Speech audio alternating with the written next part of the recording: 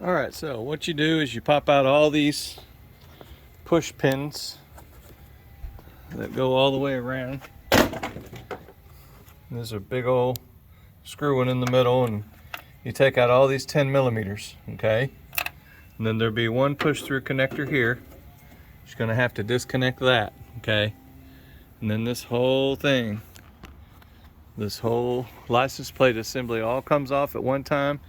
Just kind of wiggle it around, it'll pop loose. So let's have a look at it. All right, so that's what it looks like, the whole thing, all flipped upside down. It's got a bunch of little Torx screws in it like that, all the way along here. So you take out all those Torx screws and you disconnect this harness right here, okay? Then this little feller comes off like so. Of course, it's got a little push pin there. Hang on a second. All right, so this one here has a little clip on there. You have to squeeze it with some pliers. Whoever took this one off here, they really went after it, so it's busted, but it's still holding. That's good enough. But this is what that bulkhead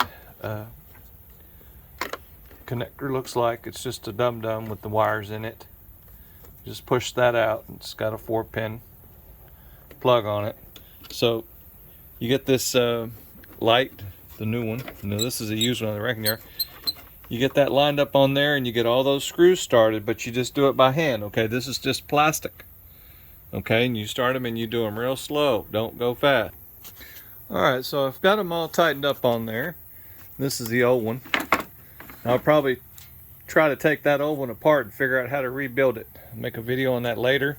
But these T10 Torx here are some real fast screws. When you tighten it, it turns faster than normal. So just be careful, don't use a power tool. And of course, one here was, the little ear was broke off, so we just kind of have to do the best we can with what we got. So I'm gonna go slide this thing back on there. Just want to pay attention to all these little rubber doodads and make sure they're there, because that's what it sets on when you tighten it up. So let's go get this thing set on there and have a look at it. Okay, so this is how your electrical connection goes. The sets are like that, and then you'll have all those 10 millimeters on there like that. And so it sets on there fairly easy.